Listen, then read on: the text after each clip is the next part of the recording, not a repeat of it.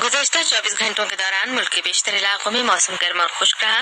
ताहम मालाकन डिवीजन, खानेवाल, लिया और गिलगित बल्तिस्तान में चंद मकामात पर तेज हवाओं और गरज चमक के साथ बारिश हुई।